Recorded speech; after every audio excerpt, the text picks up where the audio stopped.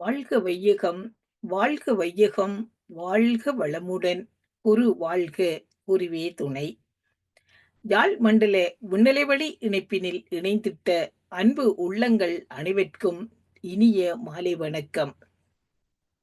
இன்று எமக்கு நீயின்றி நானில்லை என்ற சிறப்பு தலைப்பினில் சிந்தனை வழங்கிட இருக்கின்றார் பேராசிரியர் மாலதி அம்மா அவர்கள். அம்மாவை நாங்கள் ஓர் அறிமுகத்தோடு அழைத்திடுவோம். குமாரபாளையத்தைச் சேர்ந்த பேராசிரியர் மாலதி அம்மா அவர்கள் மாஸ்டர் ஆஃப் கொமர்ஸ் கற்கை நெறியோடு மனவளக்கலையிலும் எம்ஏ முடித்துள்ளார். தற்பொழுது பிஹெச்டியும் முடித்திருக்கின்றார். 1999 தன்னை மனவளக்கலையில் இணைத்துக் கொண்ட அம்மா அவர்கள் 25 வருடங்களாக அருட்தொண்டாற்றி இன்பம் கண்டு மகிழ்ந்து கொண்டிருக்கின்றார். 2008 இருந்து குமாரபாளையம் அறிவுத்திருக்கோயில் திட்ட அலுவலர் பணியையும் சிறப்பாக ஆற்றி வந்த அம்மா அவர்கள் குருபிரான் இருக்கும் காலத்திலே பிரமஞான பயிற்சி எடுத்ததோடு அங்கு அனுபவ உரையும் வழங்கிய பெருமையும் மிக்கவர். ஆழியார் உட்பட அனைத்து மண்டல நிகழ்வுகளிலும் சொற்பொழிவும் ஆற்றி வருகின்றார். இத்தகைய சிறப்புகளை உடைய பேராசிரியர் மாலதி அம்மா அவர்களை இன்று எமக்கு நீயின்றி நானில்லை என்ற சிறப்பு தலைப்பினில் சிந்தனை வழங்கிட அன்போடு அழைக்கின்றோம். வாழ்க வளமுடனம்மா. வாழ்க வளமுடன் அம்மா. வாழ்க. வாழ்க வளமுடன் அம்மா. இறைவணக்கம் குரு வணக்கம் பாடி ஆரம்பிக்கலாமா? இது ப்ரோக்ராம் மட்டும்தானம்மா, நீங்க உங்களோட விருப்பப்படி செய்யுங்க. ஓகேங்க.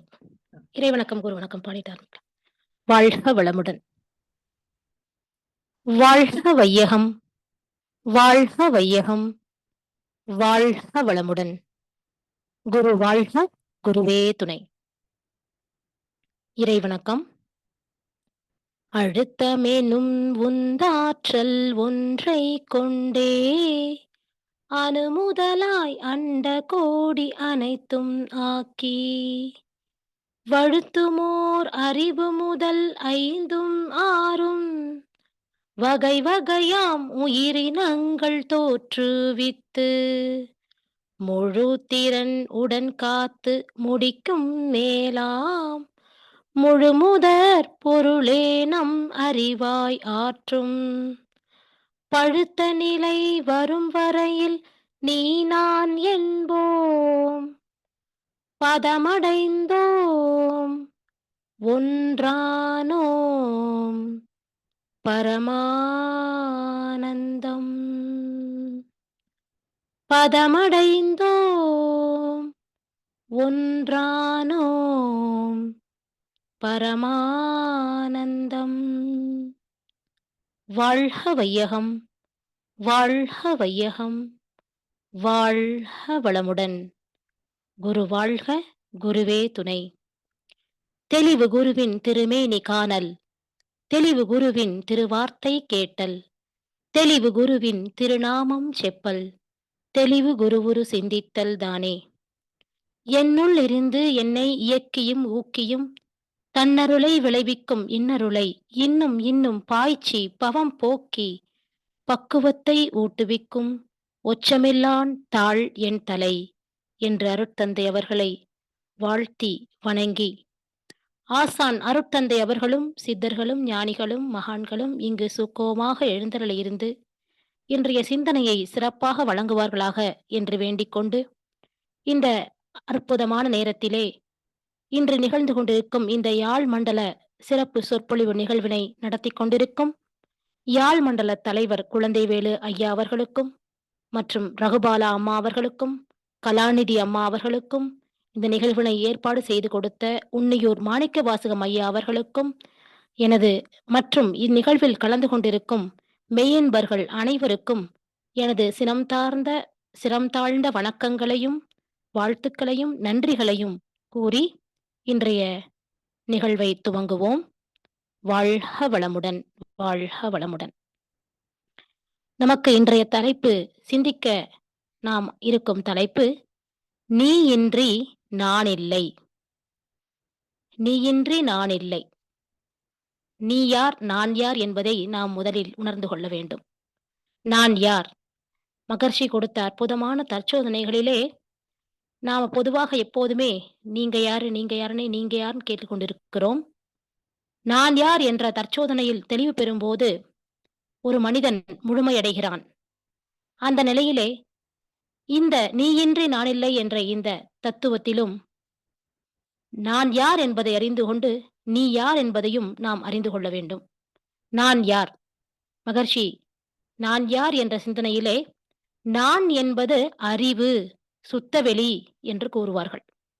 நான் யாரென்றே வினவ, நல்லறிவு, நல் உயிர், உடல், அறிவு இம்மூன்றும் கூடியொரு நாட்டமுடனே ஒலிக்கும் ஊனுடலே வாகனமாம் உள்ளியெங்கும் ஆற்றலுயிர் வான்கடந்த மெய்ப்பொருளாம் வாளறிவாம் அதுவே நான் என்று நான் யார் என்பதற்கு மகர்ஷி அவர்கள் விடை வழங்கியிருக்கிறார்கள். மிகவும் மிக மிக மிக சரியாக, மிக சிறப்பாக இந்த தத்துவத்தை எளிமையாக நாம் விளங்கிக் கொள்ள வேண்டும். அரூப நிலையில் ஏகமாக, உருவ நிலையில் சிதறுண்டு தோன்றும் பலவாக. நல்லா சிந்திக்கணும் அன்பர்களே. இந்த நான் யார் என்ற சிந்தனையிலே, நான் என்பது யார் என்பதற்கு மகர்ஷி கொடுத்த அற்புத விளக்கம், அரூப நிலையில் ஏகமாக, அரூப நிலையில் இந்த பிரபஞ்சம் முழுவதும் ஏகமாக நிறைந்திருக்கக்கூடிய அந்த இறைவெளி, உருவ நிலையில் சிதறுண்டு பலவாக தோன்றிக் கொண்டிருக்கிறது. அரூபத்தில் உருவங்கள் அனைத்தும் அடக்கம் பெற்றும், இந்த அரூபமாக இருக்கக்கூடிய இந்த சுத்த வெளியிலே பல கோடி அண்டங்கள் அனைத்தும், உருவங்கள் அனைத்தும் அடக்கம் பெற்றும், உருவங்கள் அனைத்திலும் இப்போ பூமி, சூரியன், சந்திரன் மற்றும் இந்த உயிரினங்கள் அனைத்திலும், உருவங்கள் அனைத்திலும் அரூப நிலை நிறைந்தும், ஒவ்வொரு உருவங்களுக்குள்ளும் அரூப நிலை நிறைந்திருக்கிறது. ஒன்றிலிருந்து ஒன்றை பிரிக்க முடியாத அகன்ற பேரியக்கமாகிய தத்துவமே நான் என்பதாகும். அதாவது நாம் ஒரு பச்சை பயிரை தண்ணீரில் ஊற வைக்கிறோம். ஒரு 2 மணி நேரம் கழித்து அந்த பச்சை பயிர் தண்ணீரில் நன்கு ஊறிவிட்டது. அப்போ அந்த ஊறுன தண்ணீரும் மேலே நிற்கிறது. அந்த பச்சை பயிறுக்குள்ளும் தண்ணீர் நிறைந்திருக்கிறது. அதுபோல தான் இந்த அரூப வெளியிலே உருவங்கள் இருக்கின்றன, பச்சை பயிறு போல. அந்த உருவத்திற்குள்ளும், ஒவ்வொரு பச்சை பயிறுக்குள்ளும் தண்ணீர் நிறைந்தது போல, அந்த அரூபமாகிய சுத்தவெளி அந்த உருவத்திற்குள்ளும் நிறைந்திருக்கிறது. அப்படி ஒன்றை ஒன்று பிரிக்க முடியாத அகன்ற பேரியக்கமாகிய தத்துவமே நான் என்பதை நாம் உணர்ந்து கொள்ள வேண்டும். இப்ப இந்த இடத்துல நான் வேறு, பிரபஞ்சம் வேறு இல்லை. ஏன்னா, ஒவ்வொரு பச்சை பயிறு மாரி நாம் இருக்கிறோம். இப்ப நமக்குள்ள சுத்தவெளி இருக்கிறது, பிரபஞ்சமே இருக்கிறது. இப்ப நான் வேறு, பிரபஞ்சம் வேறா என்றால், பிரபஞ்சத்தின் பின்னமாக நான் இருக்கிறேன். அப்ப எனக்குள்ளும் பிரபஞ்சத்தின் தன்மை நிறைந்திருக்கிறது. இப்ப நான் வேறு, பிரபஞ்சம் வேறு இல்லை. இப்ப நான் வேறு, இயற்கை வேறா என்றால், நான் வேறு, இயற்கை வேறில்லை. இந்த பிரபஞ்சம், இயற்கை எல்லாமே ஒன்றுதான். அந்த இயற்கையினுடைய ஒரு அங்கமாக, ஒரு பின்னமாக, அதாவது மகர்ஷி கூறுவார்கள், "the God is the totality and the man is a fraction" அப்படின்னு சொல்லுவாங்க. அந்த மாரி அந்த இயற்கை என்பதன் ஒரு பகுதியாக, ஒரு நுண்ணிய ஒரு பகுதியாகத்தான் இன்று நாம் இருந்து கொண்டிருக்கிறோம். அப்ப நான் என்பதை இதிலிருந்து, இந்த பிரபஞ்சத்திலிருந்தும், இயற்கையிலிருந்தும், இறைநிலையிலிருந்தும் பிரித்தெடுக்கவோ, பிரித்து பேசவோ முடியவே முடியாது. ஒன்றாகவும், பலமாகவும், எல்லாமாகவும் ஏகத் தொடர்வெளியில் இருப்பதே இந்த நான் என்று சொல்லக்கூடிய நாம். இப்ப நாம் என்ன நினைச்சுக்கிறோம்? நான் என்றால் நம்முடைய பெயர். நான் இங்கே இருக்கிறேன். இந்த ஊரில் வசிக்கிறேன். இதுதான் நான் நினைச்சுட்டு இருக்கிறோம். ஆனா உண்மையிலே நான் என்பதை ஒரு மனிதன் முழுமையாக உணர்ந்து கொள்ளும்போது, அந்த மனிதனுடைய வாழ்வும் சரி, அந்த மனிதனுடைய இருப்பும் சரி, தெய்வீகமாகவே மாறிவிடுகிறது. தெய்வமாகவே அந்த மனிதன் மாறிவிடுகிறான். அப்படி அந்த நான் என்பதை முழுமையாக உணர்ந்து கொள்ள வேண்டிய தருணம், இந்த தருணம் என்பதை நாம் மறக்க வேண்டாம் அன்பர்களே. ஏன்னா மகர்ஷி அந்த நிலையில நமக்கு எல்லா தத்துவங்களையும், அதற்கான பயிற்சிகளையும் மிக மிக சிறப்பாக கொடுத்திருக்கிறார். சரி, இப்ப நான் என்பதற்கான விளக்கத்தை தத்துவமாக பார்த்திருக்கிறோம். இப்ப நீ என்றால் என்ன? இப்ப நீ என்பது யார்? இப்ப நீ என்பது நானாகிய என்னை தவிர்த்து இந்த மீதம் உள்ள ஒட்டுமொத்த பிரபஞ்சமும் என்பதும் நீதான். இப்ப நான் இங்க இருக்கேன். பின்னப்பட்டு நான் இருக்கிறேன். இந்த ஒட்டுமொத்த பிரபஞ்சத்தில் நான் ஒரு பின்னமாக இருக்கிறேன். இங்கே நீ என்பதை நாம் எதை கூறலாம் என்று சொன்னால், நம் எதிருள்ள மனிதர்களை மட்டுமல்ல. இந்த 100 என்ற ஒரு முழு தொகுதி. அதில் ஒன்றை பிரித்து விட்டால் மீதம் இருக்கக்கூடிய 99% நீதான். அப்ப நம்மை தவிர்த்து இந்த பிரபஞ்சம் முழுவதையும் நான், நீயாக இங்கே பார்க்கிறோம். அப்போ நான், நீ இந்த 2 மட்டும் தான் இந்த உலகத்துல, இந்த பிரபஞ்சத்துல இருக்கு. எப்படி? இரவு, பகல், இன்பம், துன்பம், ஆண், பெண், பாவம், புண்ணியம், மேலே, கீழே, அப்ப உடல், உயிர். இப்படியாக எல்லாம் 2 பட்டு, 2 பட்டு இந்த உலகத்தில் இருக்கிறதோ, அதைப்போல இங்கு நான் என்பதும், நீ என்பதும் இன்று நாம் பிரிந்து நிற்கும்போது, நாம் எல்லை கட்டிக் கொண்டிருக்கிறோம் என்றுதான் பொருள். அந்த நான் என்பதும், நீ என்பதும் வேறு வேறாக அல்லாமல் ஒன்றாக மாறும்போது, மகர்ஷி சொன்னபடி ஒன்றிலிருந்து ஒன்று பிரிக்க முடியாத அகன்ற பேரியக்கமாகிய தத்துவமே நானாக, நீ என்பதே இல்லாமல், நான் என்பதே இந்த பிரபஞ்சமாக, இயற்கையாக, இறைவெளியாக முழுமையாக மாறும்போது, அந்த தன்மையை அடைவதற்குத்தான் மகரிஷி அவர்கள் நமக்கு எல்லா பயிற்சிகளையும், அந்த பிரம்ம ஞானத்தை உணர்ந்து கொள்வதற்கான எல்லா பயிற்சிகளையும் மகரிஷி அவர்கள் வழங்கியிருக்கிறார்கள். அப்ப நான் என்பது ஒன்று, என்னைக் கழித்த மீதமாக இருப்பதுதான் நீ என்பது. அதுவும் எல்லாம் வல்ல இறைநிலைதான். சரி, இப்போது நாம் நடப்புக்கு வருவோம். நம்முடைய வாழ்க்கை, பிறப்பிலிருந்து நாம் இறப்பு வரை நம்முடைய வாழ்க்கை எப்படி வாழ்ந்து கொண்டிருக்கிறோம்? ஒரு சாதாரண நிலையிலே ஒரு மனிதன் குழந்தையாக தாய்க்கு பிறக்கிறான். தாயை விட்டு மடியை விட்டு கீழ இறங்குவதில்லை. அந்த குழந்தை பிறந்து ஒரு 2 வயது வரை தாயினுடைய மடியிலேயும், அது நடக்கப் பழகுற வரைக்கும் தாயினுடைய மடியிலேயே இருக்கிறது. அப்ப அங்கே தாயின்றி அந்த குழந்தை இல்லை. "நீ இன்றி நான் இல்லை" என்று சொல்லக்கூடிய அளவிலே, அந்த குழந்தையானது தாயோடு ஒன்றி, ஒன்றி, ஒன்றி தாயினிடத்திலேயே பால் குடித்து, தாயினிடத்திலேயே உறங்கி, இப்படி அந்த தாயின்றி அந்த குழந்தை இல்லை என்று சொல்லக்கூடிய அளவிற்கு ஒரு மனிதன் தாயோடு பின்னிப் பிணைந்து வாழ்ந்து கொண்டிருக்கிறான். அப்ப எப்போது அவன் வந்து மெதுவாக தவழ்ந்து இறங்கி நடக்க ஆரம்பிக்கிறானோ, அப்ப அந்த தாயிலிருந்து கொஞ்சம் வெளியே வருகிறான். வரும்போது தந்தையை பிடித்துக் கொள்கிறான். இப்ப தந்தை எங்க வெளிய போனாலும் உடனே தந்தை வேணும். தந்தை இல்லாமல் எப்ப அப்பா வருவாரு அப்படின்னு வந்த உடனே தந்தையின் கழுத்தை பிடித்துக்கொண்டு, தந்தையை விட்டு பிரிவதில்லை குழந்தை. நமக்கு தாய் மட்டும் இல்ல, தந்தையும் எனக்காக இருக்கிறார். அவர் எனக்கு எல்லாவற்றையும் செய்து கொடுக்கிறார் என்று, தந்தையின்றி நான் இல்லை என்று அந்த மனிதன் அந்த குழந்தை வாழ்கிறது. அப்புறம் சிறிது அந்த 5, 3, 4, 5 வயதுக்கு பிறகு மெல்லே அது இறங்கி பள்ளிக்கு செல்கிறது. அங்கே இருக்கக்கூடிய நண்பர்களோடெல்லாம் பழகுகிறான். இப்ப பழகும்போது நண்பர்கள் உருவாகிறார்கள். அப்போ அந்த நண்பர்களிடம் போயி, அந்த நண்பருடன் தன்னுடைய பெரும்பான்மையான நேரத்தை பள்ளிகளிலே நண்பர்களோடு அந்த குழந்தை கழிக்கிறது. அப்போ ஒரு 15 வயது வரைக்கும், 20 வயது வரைக்கும் நண்பர்கள் தான் வாழ்க்கை. அப்ப நண்பன் இல்லாமல் நான் இல்லை. என்னுடைய நண்பனோடு தான் நான் பெரும்பான்மையான நேரம் மகிழ்ச்சியாக என்னுடைய நேரத்தை செலவிடுகிறேன் என்று சொல்லும்போது, நண்பன் இல்லாமல் நான் இல்லை. நீ இன்றி நான் இல்லை என்று நண்பர்களோடு மனிதன் உறவாடுகிறான். இப்படியாக சகோதரன், சகோதரிகளோடும் உறவாடிக் கொண்டிருக்கிறான். அதன் பிறகு ஒரு வயது முதிர்ந்த நிலையிலே கொஞ்சம் வாலிபம் முதிர்ந்து வரும்போது, அவனுக்கு காதல் தோன்றுகிறது. அப்ப காதலி, ஒரு காதலனுக்கு ஒரு காதலியும், காதலனுக்கு ஒரு காதலியும் உருவாகிறார்கள். அங்கே நீயின்றி நான் இல்லை என்று அவர்கள் ம் மகிழ்ச்சியாக தன்னுடைய காலத்தை கழிக்கிறார்கள்.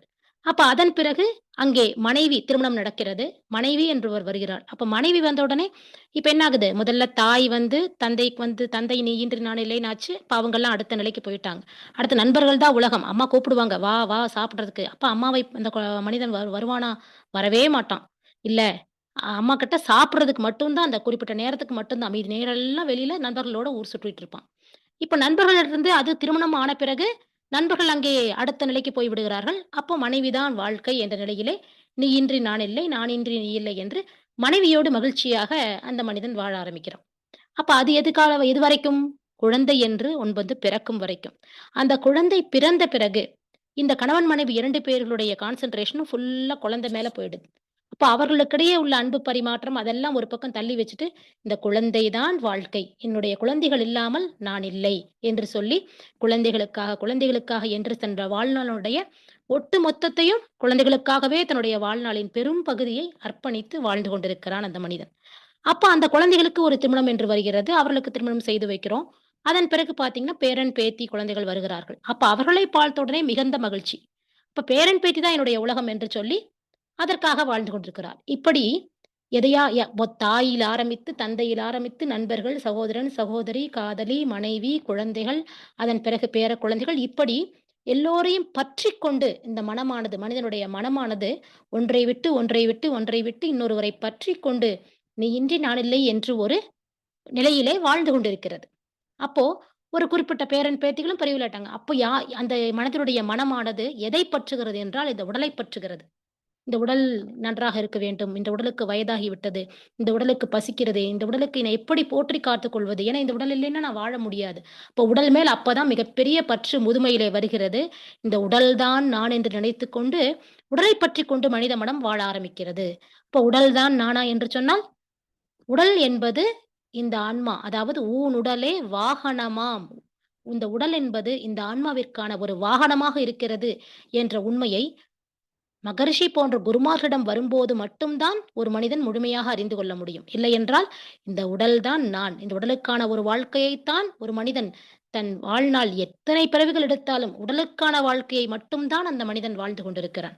அப்போ ஊனுடல் வாகனம். அப்போ உள்ளியெங்கும் ஆற்றல் உயிர். உயிர்தான் நான் என்ற உணர்வு எப்போது வருகிறது? அப்போ தாய் தந்தையினுடைய உயிர் மட்டும் நம் உடம்புக்குள் ஓடிக்கொண்டிருக்கிறது. குருவிடம் தீட்சை பெறும்போது, குருவினுடைய உயிர்க்கலப்பு ஏற்பட்டு, குருவினுடைய உயிராற்றல் மனிதனுக்குள், நமக்குள் ஓடும்போதுதான், இந்த உயிர்தான் நான். எனக்குள்ள உயிர் சக்தி ஓடிக்கொண்டிருக்கிறது. உடல் நான் என்ற இந்த எண்ணத்திலிருந்து சற்று விடுபட்டு, உயிர் நான் என்ற எண்ணம் தீட்சை பெறும்போதுதான் ஒரு மனிதனுக்கு ஏற்படுகிறது. அந்த உயிர்தான் நான் என்ற உணர்விலே, மனம் உயிரோடு கலந்து நின்று, மனம் தனது மூலமாகிய உயிரை கவனித்து தவம் செய்யும்போது, நாம் அதை அ ஆக்கினை தவம் என்றும், துரிய தவம் என்றும் கூறுகிறோம். அதே அந்த மனமானது தனது மூலநிலையாக உயிரை மட்டுமல்லாமல், உயிர் தனது மூலமாகிய அந்த இறைநிலையையும் உணரக்கூடிய தவமாக துரியாதீதத்தில் ஆழ்ந்து செல்லும்போது, ஆழ்ந்து செல்ல, செல்ல, செல்ல, செல்ல இந்த மனமானது அந்த மகர்ஷி கூடை நிலையிலே, இந்த அறிவுதான் நான் என்ற உண்மையை இந்த மனம் என்பது உணர்ந்து கொள்ளும். அந்த நிலையை வாய்க்கும் வரை தவம் என்பது ஒரு மனிதனுக்கு மிக மிக முக்கியம். அப்ப அந்த இடத்துல துரியாதீத தியான களத்திலே ஒன்றி ஒன்றி நிற்கும்போதுதான் அரூப நிலையாகிய எங்கும், அதாவது உருவங்கள் அனைத்திலும் அரூப நிலை நிறைந்தும், ஒன்றிலிருந்து ஒன்றை பிரிக்க முடியாத அகன்ற பேரியக்கமாகிய தத்துவம் நான் என்று சொல்லக்கூடிய அந்த நிலையை ஒவ்வொரு உயிரும், ஒவ்வொரு மனமும், ஒவ்வொரு மனிதனும் அந்த அறிவாகிய இந்த சிற்றறிவு, அந்த பேரறிவோடு இணைந்து நிற்கக்கூடிய அந்த அற்புத நிகழ்விலே நின்று அந்த உணர்வை, இறை உணர்வோய் பெற முடியும் என்பது திண்ணம். சரி, இந்த வாழ்க்கை என்றால் என்ன? வாழ்க்கை என்றால் என்ன? வாழுகின்ற வகை வாழ்க்கை. ஏன்னா, இயல்பாக உள்ள வகை இயற்கை. இந்த பிரபஞ்சத்திலே இயல்பாக எல்லாம் இந்த கோள்களும், நட்சத்திரங்களும், மரங்களும், செடிகளும், கொடிகளும், உயிர்களும் எல்லாம் இருக்கிறது. அப்ப இயல்பாக இவையெல்லாம் இருந்து கொண்டிருக்கின்றன. இயல்பாக உள்ள வகை இயற்கை, செயல் செய்கிற வகை செயற்கை, வாழ்கின்ற வகை வாழ்க்கை. அந்த வாழுகின்ற வகை அறிந்து நாம் வாழ்கிறோமா? என்னை வாழ வைப்பதும், என்னுள்ளிருந்து வாழ்ந்து கொண்டிருப்பதும், என்னை சுற்றியுள்ள இந்த பிரபஞ்சத்தை இயக்கிக் கொண்டு வாழ்ந்து கொண்டிருப்பதும் எல்லாம் எது? இப்ப எல்லாம் வல்ல இறைநிலையே, எல்லாமாகவும் இருந்து கொண்டு எனக்குள்ளிருந்தும் இந்த வாழ்வை வாழ்ந்து கொண்டிருக்கிறது என்ற உண்மையை ஒரு மனிதன் உணரும்போது, ஓ! இறைவன்தான் இந்த அனைத்தையும் ஆ படைத்து, ஆக்கி, இயக்கிக் கொண்டிருக்கிறான் என்ற உண்மையை எல்லா மனிதர்களுக்கும் அறிகிறோம். அப்போ அப்ப இறைவனை தேட ஆரம்பிச்சுடுறான். இந்த இறைவன் எங்கிருக்கிறான்? எப்படிப்பட்ட சக்தியாக இது இருக்கிறது? அப்ப அந்த எல்லாம் வல்ல இறைநிலையை தேடுபவர்கள் எத்தனை பேர்? தேடுறோமா? உடல் என்ற மாயையிலே சிக்கி, மனம் என்ற மாயையிலே சிக்கி, இறைவனைப் பற்றிய சிந்தனையோ, அல்லது இறைவனைப் பற்றிய சிந்திக்கக்கூடிய அறிவோ, அல்லதை பற்றி மறந்து மாயையிலே சிக்கிக் கொண்டிருக்கிறான். அப்ப அந்த கொஞ்சம் ஒரு பிரச்சனைகள் வரும்போது, தோல்விகள் வரும்போது, கவலைகள் வரும்போது, பயம் வரும்போது, அப்ப இறைவன் ஒருத்தன் இருக்கிறான். அப்ப இறைவனை எப்படி நாம் தேடலாம்? எங்கிருக்கிறான்? என்ற தேடல் வருகிறது. அந்த தேடல் எதற்கான தேடலாக இருக்கிறது? இறைவனை தேடக்கூடிய தேடல் எல்லோரும் தேடுறோம். அப்ப தேடிய இடத்துல இறைவனிலை கிடைக்கல. அப்ப எதற்காக தேடுகிறார்கள்? இறைவனை தேடுபவர்கள் 4 வகை சொல்லலாம். இறைவனை தேடுபவர்களை 4 வகையாக பிரிக்கலாம். பொருளுக்காக இறைவனை தேடுபவர்கள். புகழ், பதவி, அதிகாரம் இவற்றிற்காக இறைவனை தேடுபவர்கள். அதாவது பொருளுக்காக இறைவனை தேடுபவர்கள் என்று சொன்ன வகையிலே ஒரு ஒரு சிறிய கதை நினைவுக்கு வருகிறது. ஒரு கடவுள் இருக்காரு. கடவுள் ஒரு 10 பேர் முன்னால காட்சி கொடுக்கிறார். 10 பேரும் மிக ஆழ்ந்து தவம் இயற்றுகிறார்கள் என்று வைத்துக் கொள்வோம். அந்த 10 பேருக்கும் இறைவன் அவர்களுக்கு காட்சி கொடுத்து, "உங்களுக்கு என்ன வரம் வேண்டும் கேளுங்கள்" என்று கேட்கிறார். அந்த 10 பேரும் இறைவனும் ஒண்ணா ஒரு இடத்துல சந்திச்சு இருக்கக்கூடிய ஒரு நிலை. ஒரு குருவினுடைய சீடர்களாக. அப்ப அந்த 10 பேர்ல ஒருத்தர் வந்து என்னென்ன வேணும்னு யோசிக்கும்போது, ஒருத்தர் தனக்கு வீடு வேணும்னு சொல்றாரு. இன்னொருத்தர் தனக்கு வாகனம் வேணும்னு சொல்றாரு. இப்படி ஒவ்வொருத்தரும் புகழ் வேணும்னு ஒருத்தர் சொல்றாரு. ஒருத்தர் அதிகாரத்துல உயர்ந்த பதவி வேணும்னு சொல்றாரு.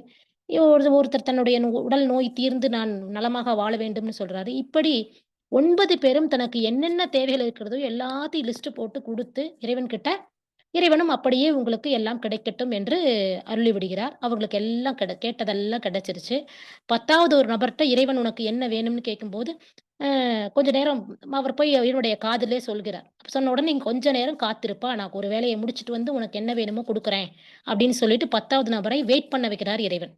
இந்த 9 பேருக்கும் தனக்கு என்ன வேண்டுமோ அதெல்லாம் கிடைச்சிருச்சு. சரி கிளம்பலாம் இல்லையா? கிளம்பவில்லை. இந்த 10வது நபருக்கு என்ன கிடைக்கப் போகிறது என்பதை அறிந்து கொள்ள வேண்டும் என்று, இவர்கள் அனைவரும் ரொம்ப ஆவலா வந்து வெயிட் பண்ணிட்டு இருக்காங்க. 9 பேரும் கிளம்பல. இப்ப சிறிது நேரம் கழித்து இறைவன் வருகிறார். வந்து "உங்களுக்கு என்ன வேணுமோ அது உனக்கு கிடைத்தாகி விட்டது. உனக்கு கொடுத்தேன்" என்று அந்த 10வது நபருக்கும் வரம் கொடுக்கிறார். வரம் கொடுத்தோனே அந்த மனிதன் ரொம்ப மகிழ்ச்சியாக இருக்கிறார். அப்ப இந்த 9 பேருக்கும் டவுட். ஏன் எல்லாருக்கும் எல்லாம் கிடைச்சது. இவருக்கு இந்த 10வது நபருக்கு என்ன கிடைத்தது? என்று அவர்களுக்கு மனதுல நிம்மதி இல்ல. ஏன்னா தனக்கு தேவையானது கிடைத்து விட்டது. ஆனா இவங்க நிம்மதியா இருந்தாங்களான்னா நிம்மதியா இல்ல. அந்த 10வது நபருக்கு என்ன கிடைச்சது? இவன் கொடுக்கறதுக்கு முன்னும் இறைவன் வரம் கொடுப்பதற்கு முன்னும் அமைதியாக, மகிழ்ச்சியாக இருந்தான். கொடுத்த பின்பும் இவன் அமைதியாக, மகிழ்ச்சியாக இருக்கிறான். அப்ப இவனுக்கு என்ன கிடைச்சது என்று சொல்லி எல்லாருக்கும் அவன்ட்ட 10வது நபர்கிட்ட இறைவன்ட்டயே கேட்கறாங்க. "இவருக்கு என்ன நீங்க கொடுத்தீங்க?" அப்படின்னு சொல்லி. அப்ப அந்த இறைவன் சொல்றாரு, இந்த நபர் என்ன கேட்டான் என்றால், "மன நிறைவுடன் வாழ வேண்டும்" என்று கேட்கிறார். இப்ப மன நிறைவுடன் வாழ வேண்டும்னா, மற்றவர்களுக்கு எது கிடைத்தது, கிடைக்கவில்லை. தனக்கு எடுத்தது கிடைத்தது, கிடைக்கவில்லை. எதுவாக இருந்தாலும், என்னுடைய மனம் நிறைவு நிலையிலே, பூரண அமைதி நிலையிலே இருக்க வேண்டும் என்று அந்த மனிதன் இறைவனிடம் கேட்கிறான். அப்போ மற்றவர்களுக்கு எது கிடைச்சாலும் பரவால்ல, அத பத்தி அவருக்கு கவலை இல்ல. தனக்கு வாழ்வில் கிடைக்க வேண்டியதை இறைவன் பார்த்துக் கொள்வான் என்று இறைவனிடம் பூரண நம்பிக்கை கொண்டு, அந்த மனிதன் மனநிறைவை கேட்டதாலே, அவன் எப்போதும் அந்த மனநிறைவோடு மகிழ்ச்சியாக வாழ்கிறான். இப்படித்தான் மனிதர்கள் வந்து 4 வகையில இறைவனை தேடும்போது, பொருளுக்காக இறைவனை தேடுகிறார்கள். முதல் வகை. 2வது வகை வந்து பார்த்தோம்னா, புகழ், பதவி, அதிகாரத்துக்காக தேடுகிறார்கள். 3வது வகையில எப்படி இறைவனை தேடுகிறார்கள், வேண்டுகிறார்கள் என்று சொன்னால், இப்ப எனக்கு எல்லாம் கிடைச்சிருச்சு. எனக்கு பொருள் இருக்கு, புகழ் இருக்கு, பதவி இருக்கு. இப்போது நான் எப்போது இருக்கிறேனோ, வாழ்கிறேனோ, அதே போல நான் எப்போதும் வாழ வேண்டும். இப்போ இருக்கிற வாழ்வையே எனக்கு காப்பாற்றிக் கொடு என்று சொல்லி 3வது நபர்கள் இறைவனை வேண்டுகிறார்கள். இந்த 4வது வகையினர் எதற்காக இறைவனை தேடுகிறார்கள் என்றால், தன்னை இறைவனுக்கு கொடுப்பதற்காக இறைவனை தேடுகிறார்கள். தன்னை இறைவனுக்கு கொடுப்பவர்களே உடல் எடுத்தவர்களில் உயர்ந்தவன் ஆகிறான். எப்படி என்றால், ஆசான் அருட்தந்தை அவர்கள் இறைவனை வேண்டுகிறார். எப்படி வேண்டுகிறார்? இறைவா! நற்கர்மயோகம் உலக சமயம் என்ற எண்ணமதை என்னுள்ளே எழுப்பி விட்டாய். உறைவாய் என்னுள்ளத் தறிவாய். உனக்கு எனைத் தந்தேன். எனை ஒரு சிறு கருவியாக ஆக்கு. என்று இறைவனிடம் அருட்தந்தை ஆசான் அவர்கள் கவியாக எழுதுகிறார்கள். அப்ப "எனை உனக்குத் தந்தேன். இறைவா நான் எங்கெங்கேயோ உன்ன தேடல. என்னை முழுமையாக உன்னிடம் ஒப்படைத்து விட்டேன். அந்த நிலையிலே என்னை கருவியாகக் கொண்டு எ எனக்கு நான் என்ன செய்ய வேண்டுமோ, இந்த சமுதாயத்திற்கு என்ன நடக்க வேண்டுமோ, என்னை பயன்படுத்திக் கொள்ளுங்கள்" என்று என்னை ஒரு சிறு கருவியாக ஆக்கு. இந்த உலகத்திற்காக என்னை பயன்படுத்திக் கொள்ளுங்கள் என்று முழுமையான சரணாகதி, முழுமையான அர்ப்பணிப்பு. அதுதான் இறைவனை வேண்டுவதனுடைய உச்சகட்டமான முழுமையான நிலை. அந்த நிலையிலே நமது ஆசான் அவர்கள் இறைவனை வேண்டுகிறார்கள். இதுதான் ஒரு மனிதனுடைய முழுமை நிலை. அப்போ அந்த நிலையிலே தான் இறைவனாகவே எல்லாவற்றையும் பார்க்கக்கூடிய நிலை. அதாவது "சக்தி பெருக்கத்திலே எந்தன் ஊன் உருக, அந்த பரவசத்திலே உள்ளே என் உயிர் உருக, சக்தியெல்லாம் திரண்டு சிவம் பெருக, சித்தமெல்லாம் எனக்கு சிவமயமே." எப்போதும் எந்த நிலையிலும் நான் அந்த இறைவனை நினைத்துக் கொண்டே இருக்கிறேன் என்று சொல்லக்கூடிய அந்த பூரண நிலையிலே தான் மகான்கள் தன்னை முழுமையாக இறைவனிடம் அர்ப்பணித்துக் கொள்கிறார்கள். அப்ப அந்த நிலையிலே தன்னையும் மறவாமல், பிறவொன்றையும் நினையாமல், அது ஒன்றில் நீயாகி, உன்னில் அதுவாக, அதுவுள் இருக்கும் நிலையை உன்னில் காணும் நிலையே முழுமை நிலை. அதாவது நான் யார்? விழிப்பு நிலையில. தூங்கிட்டோம்னா, இறைவன் நமக்குள்ள வேலை செஞ்சுட்டு இருக்கான். நாம உறங்குனது பிறகு நம்ம உடல்ல 6000 கோடி செல்கள் இயக்கம் பெறுவதும், உடல்ல என்னென்ன எங்கெங்கெல்லாம் எந்தெந்த மண்டலங்கள் எல்லாம் சீர்படுத்துவதும், அனைத்தையும் இறைநிலை செய்து கொண்டிருக்கிறது. அப்போ அப்போ நம்ம மறந்துர்றோம். நம்மை மறந்துர்றோம் இறைநிலை தாழ்ந்த உறக்கத்திலே. அப்ப எந்த நிலையிலும் தன்னை மறவாமல், பிற ஒன்றையும் நினையாமல், வேற ஏதோ எண்ணங்கள் வாழ்க்கையில இருக்கக்கூடிய எண்ணங்கள் அங்கே இங்கே செல்வது. பிற ஒன்றையும் நினையாமல், அது ஒன்றில் நீயாகி, அதுவே நீயாக மாற வேண்டும். உன்னில் அதுவாக அதுவுள் இருக்கும் நிலையை உன்னில் காணும் நிலையே முழுமை நிலை. இந்த நிலை எப்படி கிடைக்கும் ஒரு மனிதனுக்கு? அப்படி கிடைத்தவர்களுடைய நிலை என்ன? மாசற்ற ஒளிவூடே மறைந்திருக்கும் இருள் போல ஈசன் அறிவினில் இருக்கும் நிலை. பயங்கரமான சூரிய வெளிச்சம் இந்த பிரபஞ்சத்திலே பூமியிலே விழுகிறது. ஆனா உண்மையில் இந்த பிரபஞ்சத்தில் என்ன இருக்கிறது? இருள் தான் இருக்கிறது.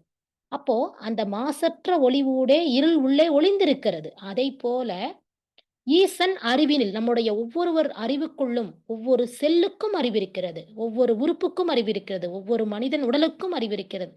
அப்ப அந்த ஈசன் அறிவினிலே இருக்கும் நிலை, அந்த அறிவின் நிலையை ஒரு மனிதன் அறிந்து கொண்ட பிறகு, அந்த நிலை எப்படி இருக்கும்? அந்த நிலையானது எப்படிப்பட்ட ஒரு அன்பும், கருணையும், அருளும் பொங்கி ஊற்றெடுக்கும் அந்த நிலையிலே. அந்த நிலையிலே தான் அறிந்தது சிவம், மலர்ந்தது அன்பு என்ற நிலையிலே, வாடிய பயிரைக் கண்டபோதெல்லாம் வாடக்கூடிய வள்ளலாரின் நிலை ஏற்படும். வீடுதோர் இறந்தும் பசியறாதயர்ந்த வெற்றரைக் கண்டு உளம் துடித்தேன். நீடிய பிணியால் வருந்துகின்றார். என் நேருறக் கண்டு உளம் பதைத்தேன் என்று ஒரு செடி வாடினாலும், மக்கள் பசியால் வாடினாலும் அந்த நிலை, அதாவது அங்கே பசிக்கும்போது இவருடைய துன்பமாக அந்த வள்ளலார் அதை எடுத்துக்கொள்கிறார். உலக உயிர்கள் ஆருயிர்க்கெல்லாம் நான் அன்பு செய்ய வேண்டும். அப்ப அந்த ஜீவகாருண்ய ஒழுக்கம் இதெல்லாம் வள்ளலார் மனதிலே அந்த தூய அருள் நிலையிலே அந்த மனிதனுடைய வள்ளலாருடைய மகான்களுடைய மனமானது ஏகி கருணையிலும், அன்பிலும், அருளிலும் நிறைந்து நிறைந்து இருக்கிறது. அந்த நிலையில தான் பாரதியும் பாடுறார். தனி ஒருவனுக்கு உணவில்லையெனில் ஜகத்தினையே அழித்திடுவோம்னு சொல்றார். அப்போ அந்த அருள் நிலையிலே, பாரதி ஒரு ஞான நிலையிலே, அதாவது அது கடைசியில அந்த கவியை பார்ப்போம். பாரதியுடைய நிலை என்ன அப்படிங்கிறது. அந்த நிலையிலே ஒரு மனிதன் கூட உணவில்லாமல் ஒரு அவனுக்கு துன்பம் கூட இருக்கக்கூடாது. அப்படி ஒரு துன்பம் இல்லாமல் அப்ப அந்த மனிதனுடைய அவர்களுடைய மனம் எப்படிப்பட்ட நிலையில் இருந்ததுன்னா, இப்ப நான் என்பதை இந்த உருவமாகிய எல்லை கட்டிய இந்த உருவமாக நான் என்னை பார்க்கிறேன். ஆனால் பாரதி, வள்ளலார், நம்முடைய அருள் தந்தை அவர்கள், இவர்களுடைய மகான்களுடைய அந்த நான்கிற உணர்வு எப்படிப்பட்டதாக இருந்தது என்றால், இந்த பிரபஞ்சமே நானாக, இந்த பூமியே நானாக, இந்த உலகமே நானாக, இந்த இயற்கையே நானாக, எல்லாம் வல்ல இறைநிலையே நானாக, அவருடைய உடல் இந்த உடல் என்ற எல்லையை தாண்டி இந்த சூக்கும உடலும், இந்த காந்த உடலும், இந்த பிரபஞ்சம் வரைக்கும், இந்த பூமி வரைக்கும் விரிந்து நின்றது. அப்படி விரிந்து நின்றதுனால, அதற்குள்ள இருக்கக்கூடிய ஒவ்வொரு செல் செல் எப்படி நமக்குள்ள ஒரு செல் உடம்புக்குள்ள ஒரு செல்ல ஒரு துன்பம் வந்தா, நமக்கு வலிக்கும் இல்லையா? அதுபோல இந்த பூமியில இருக்கக்கூடிய வாழக்கூடிய மனிதர்கள், உயிர்கள் அனைத்துக்கும் எங்க துன்பம் வந்தாலும், இந்த மகான்கள் அதை தன்னுடைய துன்பமாகவே கருதுகிறார்கள். அதுதான் விரிந்த நிலை. அதுதான் உயர்ந்த நிலை. அந்த நிலையிலே தான் அவர்கள் அப்படி ஒரு சிந்தனை வருகிறது. அப்போ அப்படிப்பட்ட சிந்தனை எப்போது ஒரு மனிதனுக்குள்ளே வரும் என்றால், சாதாரண விளக்கைக் கொண்டு எப்படி இந்த அ எப்படி இருள் போகிறதோ, அதைப்போல நமக்குள்ளே உள்ள அந்த மெய்ஞான விளக்கை தூண்டிவிட்டால், அதன் பிறகு இறைவனை வேறெங்கும் தேட வேண்டியதில்லை. இறைவனே நமக்குள் இருக்கக்கூடிய அந்த தன்மையை ஒரு மனிதனால் உணர்ந்து கொள்ள முடியும். அப்ப என்னிலே இருந்த ஒன்றை யானறிந்ததில்லையே. நமக்குள்ள தான் இறைநிலை இருக்கு. எல்லாமாகவும் இருக்கிறது. என்னுடைய செல்லாக, என்னுடைய அ உடல் உறுப்புகளாக, என்னுடைய மூச்சாக, என்னுடைய உயிராக, என்னுடைய மனமாக, இந்த உடலாக அனைத்துமாக இருப்பது எல்லாம் வல்ல இறைநிலை தான். இப்ப என்னிலே இருந்த ஒன்றை யானறிந்ததில்லையே. என்னிலே இருந்த ஒன்றை யானறிந்து கொண்டபின், என்னிலே இருந்த யாவர் காண வல்லரோ. என்னுளே இருந்திருந்து யான் உணர்ந்து கொண்டேனே. இது திருமூலருடைய பாடல். இந்த தன்மையை எப்படி ஒரு மனிதனால் உணர்ந்து கொள்ள முடியும்? என்னிலே இருந்திருந்து, எனக்குள்ளே இருந்திருந்து யான் உணர்ந்து கொண்டேனே. எனக்குள்ளே இருந்து இருந்து என்னை நான் உணர்ந்து கொள்ளும்போது தான், இந்த முழுமையான இறை உணர்வு என்பது ஒரு மனிதனுக்கு கிட்டும். அப்ப அதற்கு என்ன வேண்டும்? தியானம் தான் செய்யணும். இப்ப தியானம்னா என்ன? எப்படி தியானத்தை செய்வது? நாம் மகர்ஷியிடம் தவம் பயின்று எத்தனை வருடங்கள் ஆயிருந்தாலும், இன்னும் தவத்தை சரியாக பிடிபடாமல் இருக்கக்கூடிய மனிதர்கள் பலர் இருக்கிறோம். அதாவது தவத்தை கற்றுக்கொண்ட பின்னும் அதில ஆழ்ந்தாழ்ந்து சென்ற ஓரளவுக்கு ஆழ்ந்து போனாலும், இன்னும் ஃப்ரீக்வன்சிய குறைத்து இன்னும் ஆழ்ந்து போறதுக்கு தெரியாமையும் நமக்கு இருக்கு. ஆனா உண்மையான தியானம் என்பது என்ன? அது முழுமையான ஒரு விழிப்பு நிலை. அதாவது தவம் அப்பப்ப தியானம் என்பது 24 மணி நேரத்தில் நாம் ஒரு 1/2 மணி நேரம், 1 மணி நேரம் தியானம் செய்கிறோம் என்று சென்றால், அந்த தவம் வந்து நம்முடைய 23 1/2 மணி நேர வாழ்க்கையை சிறப்புடையதாக்குகிறது என்பது உண்மை.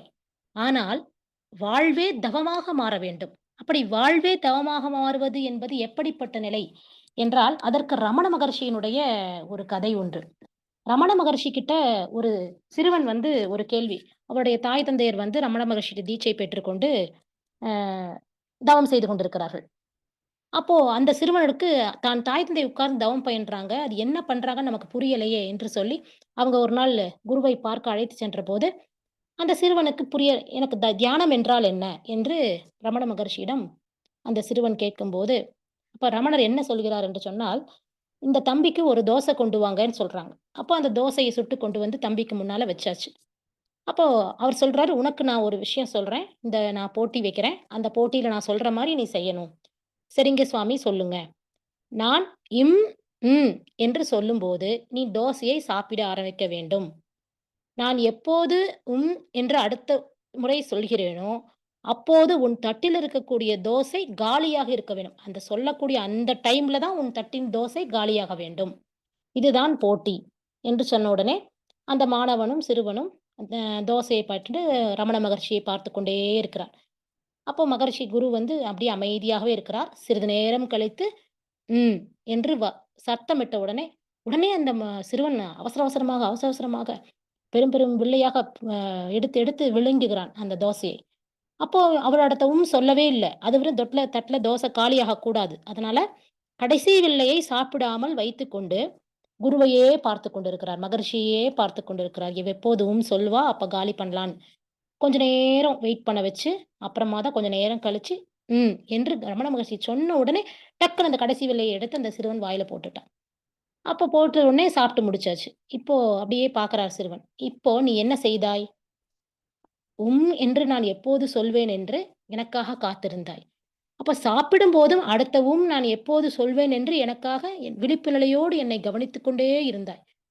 அப்ப அந்த முதல் இம்மிற்கும், கடைசி இம்மிற்கும் இடையில் இருந்த இடைவெளி முழுவதும், உன்னுடைய கவனம் முழுவதும் தோசையில் இருந்ததா என்றால், தோசையில் ஒரு பக்கம் இருந்தாலும் முழுமையாக என்னுடைய வாக்கிலே நான் எப்போது கூறுவேன் என்று என்னுடைய கவனம் முழுவதும் என் மேலேயே வைத்திருந்தாய் இல்லையா?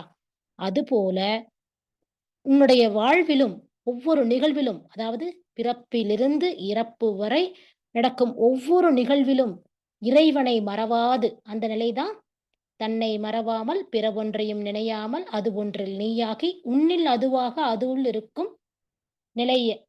அதுதான் முழுமை நிலை, முக்தி நிலை. அந்த நிலையிலே விழிப்பு நிலையோடு இருப்பதுதான் வாழ்வே தவமாக இருக்கக்கூடிய ஒரு நிலை.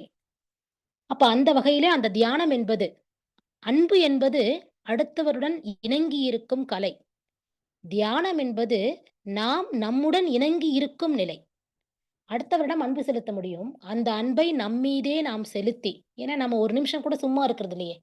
எப்பவாவது நம்ம சும்மா இருந்திருக்கோமா? எதையாவது ஒன்றை மனிதனுடைய மனதின் இயல்பு என்ன என்று சொன்னால், எதையாவது ஒன்றை செய்து கொண்டே இருக்க வேண்டும். அந்த செய்து கொண்டே இருக்கக்கூடிய நிலையை கொஞ்சம் நிறுத்தி, எதுவும் செய்யாமல் கைகளை கோர்த்து, கண்களை மூடி அமர்ந்து, எதுவும் செய்யாமல் உட்கார்ந்திருக்கிறோம். அப்பவும் என்ன பண்ணாது? உள்ளுக்குள்ள இருக்கிற மனம் எதையோ ஒன்றை சிந்தித்து, கடந்த காலம், எதிர்காலம் அ எல்லாவற்றையும் சிந்தித்து ஓடிக்கொண்டே இருக்கிறது. அந்த ஓடிக்கொண்டிருக்கும் அந்த எண்ணங்களுக்கும், இன்னொரு எண்ணத்துக்கும் நடுவுல இருக்கக்கூடிய கேப்.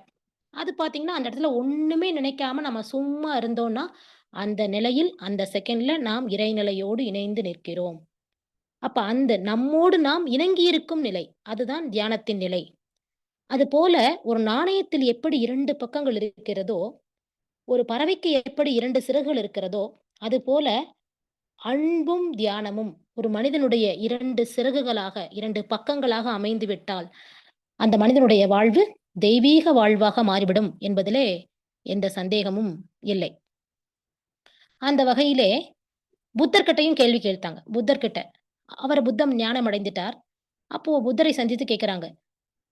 நீங்கள் எதை அடைந்து விட்டீர்கள்? நீங்கள் ஞானம் அடைந்து விட்டீர்கள் என்று சொல்கிறார்கள். நீங்கள் எதை அடைந்தீர்கள் என்று அப்படின்னு கேட்கிறாங்க. அப்ப அவர் சொல்றார், "நான் ஒன்றுமே இல்லை. நான் எதையும் அடையவில்லை. எதை தேடிக் கொண்டிருந்தேனோ, அது எனக்குள்ளேயே இருக்கிறது என்பதை புரிந்து கொண்டேன்." அப்படிங்கிறார். தேடியது தேடுகிறவனுக்கு உள்ளேயே இருக்கிறது. நான் எதையும் அடையவில்லை. அடையாளம் கண்டு கொண்டேன். எனக்குள் இருக்கக்கூடிய இறைநிலையை அடையாளம் கண்டு கொண்டேன். ஒரு விழிப்பு நிலைக்கு வந்து விட்டேன். எனக்குள் பார்த்துக் கொண்டேன். என்னிடம் ஏதும் இல்லாமல் போகவில்லை என்பதை தெரிந்து கொண்டேன். இப்ப எனக்கு ஏதாவது இல்லன்னா நம்ம என்ன நினைக்கிறோம்? எனக்கு அது இல்ல, இது இல்ல. இந்த மனம் ரமண மகர்ஷி சொல்ற மாரி, அதாவது கிடைத்ததை கடுகளவு காட்டி, கிடைக்காததை மலையளவு காட்டும் மடமனம் அப்படின்னு சொல்றார். அது மாதிரி எனக்கு இது இல்ல, அது இல்ல. இப்படிதான் மனம் பிதற்றுகிறது. அப்போ உண்மையை தவத்தினுடைய பூரண நிலையிலே ஒரு மனிதனுக்கு புரிந்துவிடும்.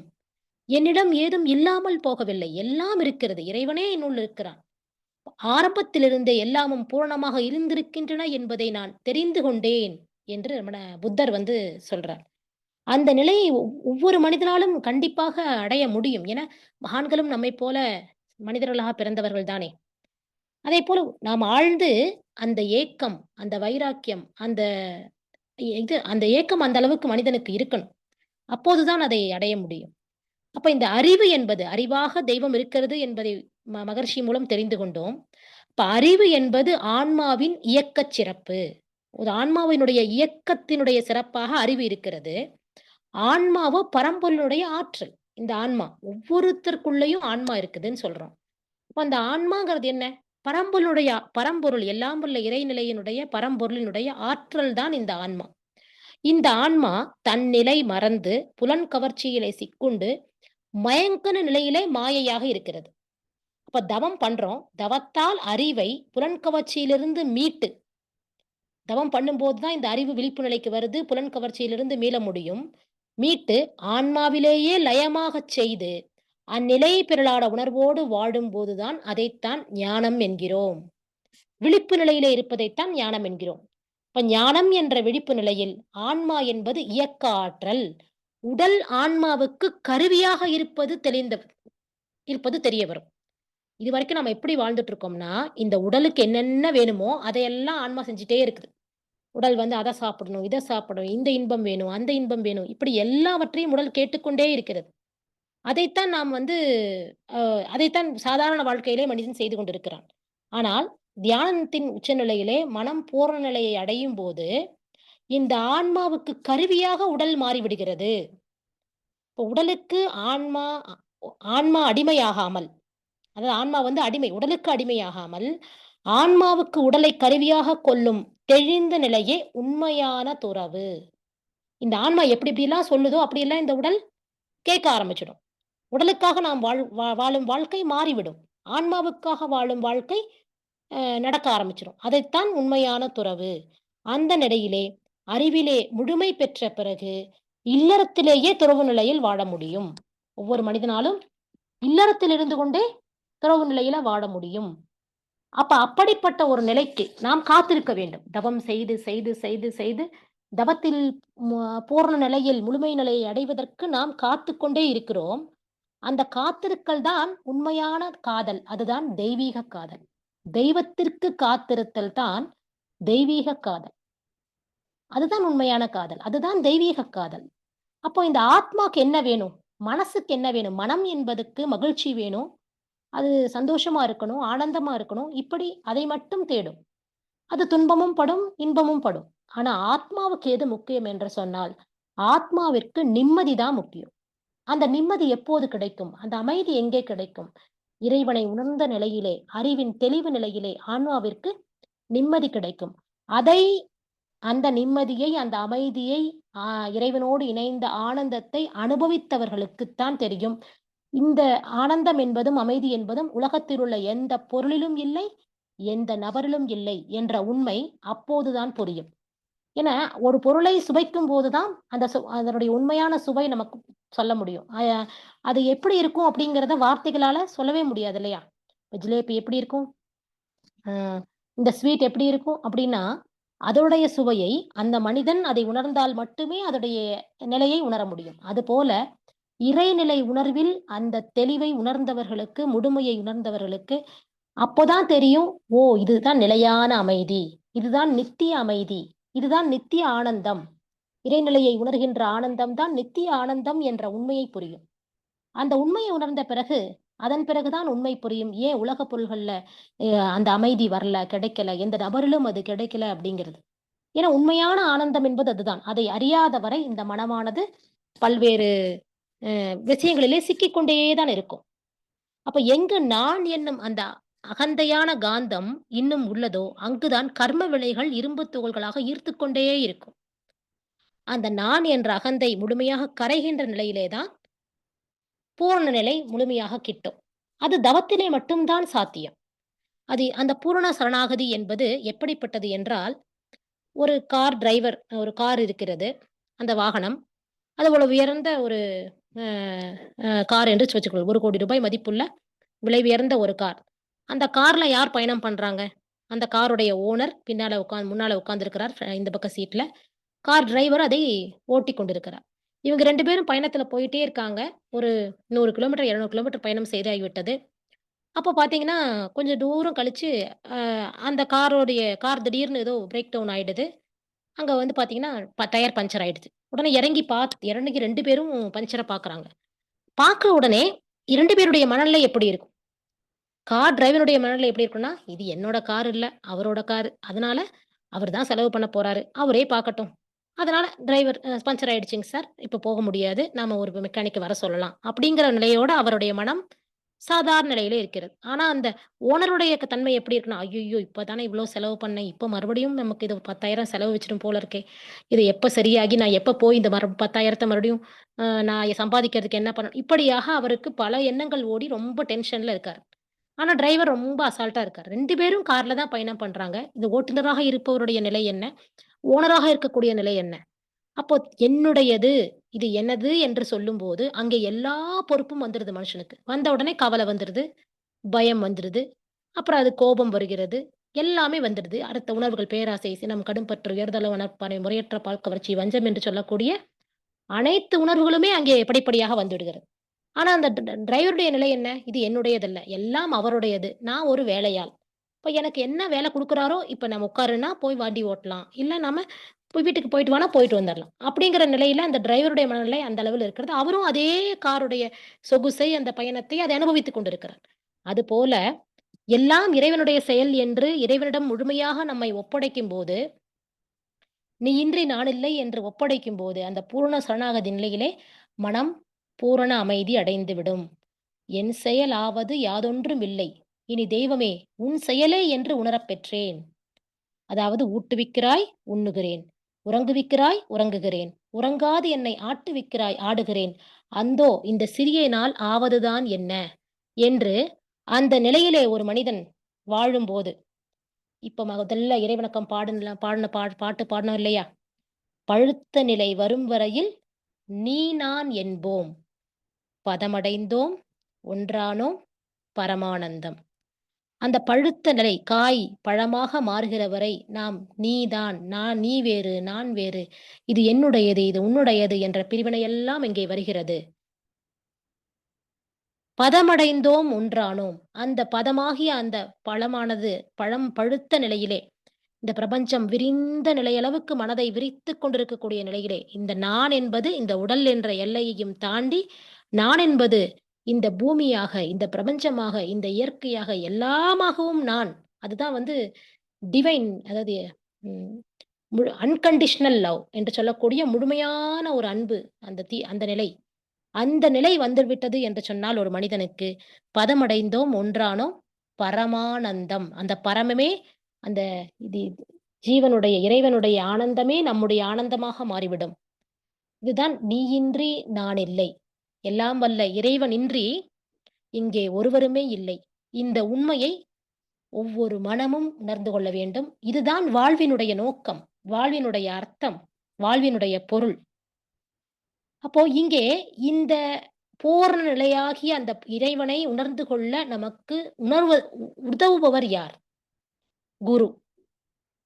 நான் என்ற இறைநிலையை அறிய உதவுபவர் நீ என்ற குரு என்று வைத்துக் கொள்ளலாம். அந்த அரூபமாகிய நான் என்ற சுத்தவெளியை அறிய, அந்த இறைநிலை என்பது அரூபமாக இருக்கிறது. அதற்கு நாம் உருவம் கொடுத்து வைத்திருக்கிறோம். எப்படி? பல உருவங்கள் கொடுத்திருக்கிறோம். அதாவது இந்து சமயத்திலே பல தெய்வங்களுக்கு உருவங்களை எல்லாம் கொடுத்து, கொடுத்து, கொடுத்து வைத்திருக்கிறோம். அதெல்லாம் வந்து ஒரு கற்சிலையான உருவங்கள்னு வச்சுக்கலாம். உயிரோடு வாழ்ந்து கொண்டிருக்கக்கூடிய அரூபமாகிய இறைநிலையின் உருவம் யார்? இறைவன் உருவமாக இருக்கிறான். பல உருவங்களில் இருக்கிறான். அந்த பல உருவங்களிலே தன்னுடைய ஒட்டுமொத்த இயல்பையும் வெளிப்படுத்தக்கூடிய உருவமாக எங்கே இருக்கிறார் என்று சொன்னால், அந்த அருவமாகிய நான் என்ற சுத்தவெளியை அறிய, உருவம் எடுத்த இறைவனின் உருவமாக இருக்கக்கூடியவர் தான் குரு என்ற மாமனிதர்.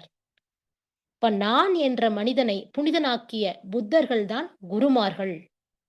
இந்த இடத்திலாம் என்னை நான் அறிய வேண்டி, குருவின் உருவாய் வந்தாய் இறைவா! அந்த குருவின் உருவாக இறைவனே வந்து, நமக்கு இந்த நான் யார்? நீ யார்? என்பதை அறிந்து கொள் என்பதை இறைவன் உணர்த்துகிறான். இப்ப இறைநிலையின் அரூபம், அதன் ஒட்டுமொத்த உருவம் குரு மட்டுமே. அப்படிப்பட்ட குருவாக நமக்கு அருட்தந்தை வேதாத்ரி மகரிஷி அவர்கள் அமைந்திருக்கிறார். அப்ப அந்த இடத்திலே குருவின்றி இப்போது இங்க நான் இல்லை. இந்த இந்த இத்தனை தத்துவங்களையும், இத்தனை பயிற்சிகளையும் கொடுத்து நம்மை உணர வைக்கக்கூடிய இல்லைன்னா நமக்கு ஏதாவது தெரியுமா? ஒண்ணும் இதுல இருக்கக்கூடிய ஒரு விஷயம் கூட, ஒரு இம்மியளவு ஒரு விஷயம் கூட நமக்கு வாழ்க்கை என்றால் என்ன? உயிர் என்றால் என்ன? மனம் என்றால் என்ன? பிரம்மம் என்றால் என்ன? சுத்தவெளி என்றால் என்ன? எல்லாவற்றையும் நமக்கு உணர்த்துபவர் எல்லாம் வல்ல இறைநிலையின் வடிவமாகிய குருதான். அந்த குருவின் மேல் இருக்கக்கூடிய பக்தி, அந்த குருவினுடைய உயர்வு எந்த அளவு உடையது என்றால், இந்த ஸ்ரீ கிருஷ்ணரும் ஒரு குரு தான் இல்லையா? அவர் வாழ்ந்த காலத்திலே கிருஷ்ணர் வந்து குருவின் வடிவிலே இறைவனின் வடிவமாக வாழ்ந்து கொண்டிருக்கிறார். அப்போ அ கிருஷ்ணனுடைய மனைவி ருக்மிணி இருக்காங்க. அவர் இறைவனை வேண்டிக் கொள்கிறார். இந்த மாரி என்னுடைய கணவருக்கு வந்து நான் வந்து உங்களுக்கு வேண்டுதல் செய்கிறேன். அப்ப அந்த துலாபாரத்துல வந்து தன்னுடைய கணவரை உட்கார்ந்து வைத்து அவருக்கு என்ன அவருக்கு எடைக்கு எடை நான் வந்து குடுக்குறேன். கணவன் வேண்டுதல் பண்ணி நான் குடுக்குறேன் என்று ருக்மணி வேண்டிக் கொள்கிறார். அப்ப அந்த துலாபாரத்துல கிருஷ்ணர ஒரு பக்கம் தராசுல உட்கார வைக்கிறாங்க ருக்மணி அம்மா. இன்னொரு பக்கம் நெறைய எல்லா அவருடைய எடைக்கு தகுந்த மாரி நெறைய பழங்கள், அது இது என்னென்ன வேணுமோ எல்லாவற்றையும் வைக்கிறார்கள். எத வைத்தாலும் கிருஷ்ணருடைய தட்டு எடை வந்து மேலே ஏறவே இல்லை. எந்த பொருள வச்சாலும் கிருஷ்ணருடைய எடைக்கு கீழ இறங்கவே இல்ல. அந்த அம்மாவுக்கு ஒண்ணும் புரியல. என்னடா இது எல்லாம் வைத்து பார்த்து விட்டோமே! இன்னும் நம்முடைய கணவருக்கு ஈடாக என்னது எதை நாம் வைப்பது? சரி குரு என்ற நிலையிலே அவரை வைத்து அவர் தன்னுடைய கிருஷ்ணரை வணங்கிக் கொண்டிருக்கிறார். அப்போ ஒரு எல்லாவற்றையும் எடுத்துட்டு அந்த அம்மா ரொம்ப புத்திசாலித்தனமா ஒரு விஷயம் பண்ணாங்க. ஒரு துளசி இலையை எடுத்து கிருஷ்ணருடைய நாமத்தை சொல்லி, ஒரு துளசி இலைய மட்டும் இந்த பக்கம் துலாபாரத்துல தராசுல வச்சாங்க. வைத்த உடனே அந்த கிருஷ்ணருடைய தட்டு மேலே ஏறியது. துளசி இலை கீழே இறங்கியது. இதை பார்த்தோனே எவ்ளோ அதிசயம்! ஒரு குருவினுடைய நாமம், அவர் சொல்லக்கூடிய பயிற்சிகள், அதற்கு ஈடு இணை என்பது எதுவுமே இல்லை. ஏன்னா குருவிற்கும் மேலாக எப்படி வந்து சிவனை விட சிவனடியார்கள் வந்து உயர்ந்தவர்கள்னு சொல்லுவாங்க. அதுபோல குருவுக்கும் மேலாக குருவினுடைய நாமமும், அவர் சொன்ன பயிற்சிகளும், அவருடைய தத்துவங்களும், அதெல்லாம் இறைவனுடைய திருவடிகளுக்கு சமம். அந்த வகையிலே அந்த இன்றைக்கு இருக்கக்கூடிய ஆசிரிய பெருமக்கள் எல்லோருமே நம்முடைய மனவளக்கலை ஆசிரிய பெருமக்கள், பேராசிரியர்கள், அருள்நிதிகள் எல்லோரும் குருவினுடைய வடிவமாக நமக்கு ஒவ்வொருவருக்குள்ளும் ஆசான் அருட்தந்தை அவர்கள் வாழ்ந்து கொண்டிருக்கிறார் என்றுதான் சொல்ல வேண்டும். ஏனென்றால், எப்படி வள்ளலார் வந்து வாடிய பயிரை கண்டபோது வாடினாரோ, பாரதி இந்த ஒரு மனிதனுடைய பசிக்காக இவ்ளோ நினைத்தாரோ, அதைப்போல நமது ஆசான் அவர்கள் மனதை பிரபஞ்ச அளவிலே விரித்து நின்று, உலக சமாதானத்தை தன்னுடைய நோக்கமாகக் கொண்டு, தன்னுடைய பயிற்சிகளை எல்லாம் வடிவமைத்திருக்கிறார். அப்போ ஒவ்வொரு உலகில் உள்ள ஒவ்வொரு மனிதனும் அந்த சமாதானத்தை அடைய வேண்டும். அமைதி நிலையையும், ஆனந்த நிலையிலும் வாழ வேண்டும் என்ற உயர்ந்த நோக்கிலே தான் அவர் பயிற்சிகளை அமைத்திருக்கிறார். அப்ப அந்த பயிற்சிகளை கொண்டு போய் சேர்ப்பதற்கு தன்னுடைய ஒவ்வொரு அருள்நிதிகளுக்குள்ளும், ஒவ்வொரு ஆசிரியர்களுக்குள்ளும் குரு வேதத்ரி மகர்ஷி அவர்கள் வாழ்ந்து கொண்டிருக்கிறார் என்பதுதான் உண்மை. இந்த உண்மையை நாம் உணர்ந்து கொண்டோம் என்றால், அவரின்றி அவனின்றி ஓரணுவும் அசையாது இல்லையா? அந்த எல்லாம் வல்ல இறைநிலையின்றி ஓர் அணுவும் அசையாது என்ற உண்மையை நாம் உணர்ந்து கொள்வோம்.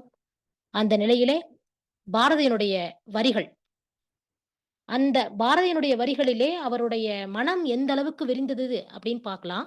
இப்ப அனைவரும் இப்ப அன்பர்கள் அனைவரும் 1 நிமிடம் கண்களை மூடிக்கொண்டு, இந்த சொல்லக்கூடிய வரிகளிலே அதுவாக நாம் மாறுவதாக ஒரு பாவனை செய்து கொள்ளலாம்.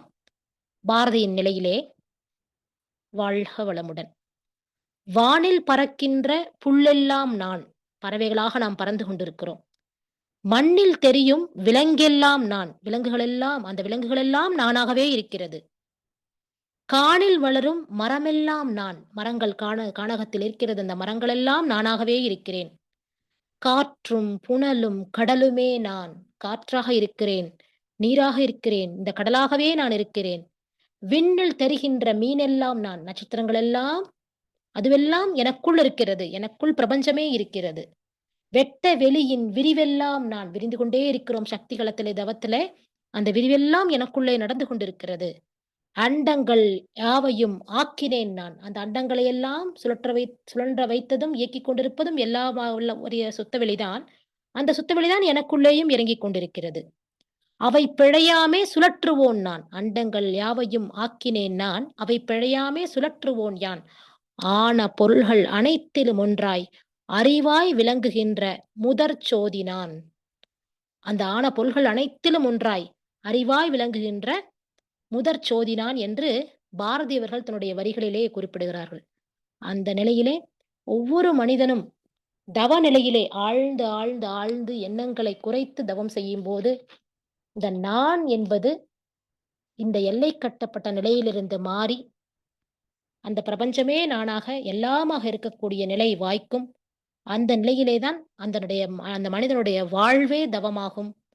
அந்த நிலையிலே அவனன்றி ஓரணுவும் அசையாது என்ற நிலையிலே ஒரு மனிதன் வாழும்போது, அந்த வாழ்வு நேற்றைய பற்றிய கவலை இருக்காது. நாளைய பற்றிய பயம் இருக்காது. இன்று, இந்த நாள், இந்த நிமிடம், இன்று புதிதாய் பிறந்தோம் என்ற நிலையிலே ஒவ்வொரு நாளும் தொடங்கி, ஒவ்வொரு நாளும் நாம் முடியும்போது இறைவனுக்கும், குருவிற்கும், இந்த நமக்காக வாழ்ந்து கொண்டிருக்கும் இந்த உடலுக்கும் நாம் நன்றி கூறி, நம்மை சுற்றியிருக்கும் அனைவருக்கும் நன்றி கூறக்கூடிய ஒரு அற்புத நன்றியுணர்விலே ஒவ்வொரு நாளும் மனம் நிறைந்து இருக்கும். அந்த நிறைவாக வாழக்கூடிய வாழ்வுதான் உண்மையான வெற்றிகரமான வாழ்வு என்பது என்று கூறி, "நீயின்றி நான் இல்லை" இந்த சிந்தனை. எல்லாம் வல்ல இறைநிலையின்றி நாம் இல்லை. அருட்தந்தை வேதாத்ரி மகர்ஷியாகிய குரு அவரின்றி இந்த ஒவ்வொரு சிந்தனைகளும் இல்லை. அவரே இன்று சிந்தனை அளித்திருக்கிறார். அவரின்றி நாம் அனைவரும் இல்லை என்ற உண்மையை உணர்ந்து கொள்வோம் என்று கூறி, இந்த நிலையிலே மிக சிறப்பாக இந்த சிந்தனையை நமக்கு வழங்குவதற்கு ஏற்பாடு செய்து கொடுத்த மீண்டும் நம்முடைய யாழ் மண்டல தலைவர் குழந்தைவேலு ஐயா அவர்களுக்கும், ரகுபாலா அம்மா அவர்களுக்கும், கலா அம்மா அவர்களுக்கும் மற்றும் நம்முடைய ஐயா மாணிக்கவாசகம் ஐயா அவர்களுக்கும், இன்று இந்த சிந்தனையில் கலந்து கொண்ட மெய்யன்பர்களாகிய அன்பர்கள் அனைவருக்கும் மனமார்ந்த நன்றிகளையும், வாழ்த்துக்களையும் கூறி இன்றைய சிந்தனையை நிறைவு செய்கிறோம். வாழ்க வளமுடன், வாழ்க வளமுடன், வாழ்க வளமுடன். வாழ்க வளமுடன் அம்மா. சிறப்பான ஒரு சிந்தனையை எங்களுக்கு வழங்கி இருக்கின்றீர்கள். நான் யார், நீ யார் என்பதற்கு குருபிரான் கவியோடு சிறந்த விளக்கத்தினை தந்து, நானும் நீயும் பிரிந்திருக்கும் போது எல்லை கட்டிக் கொள்ளுகிறது என்று விளக்கத்தை தந்து, நாம் வாழுகின்ற வாழ்க்கையில் எப்படியெல்லாம் தாயின்றி, தந்தையின்றி என்று சொல்லிக் கொண்டு வந்து பேர குழந்தையின்றி, இவ்வாறு நான் இல்லை, ஒன்றை விட்டு ஒன்று பற்றி கொண்டே எங்கள் வாழ்க்கை வாழ்ந்து கொண்டிருக்கின்றது. அந்த உடல் சார்ந்த வாழ்வை விட்டு உயிர்தான் நான் என்ற உணர்வில் மனமொன்றி அறிவொன்றி நிற்கும் அந்த தவநிலைகளை பற்றிய விளக்கங்களை தந்து, இறைவனே எல்லாமாக இருக்கின்றான்.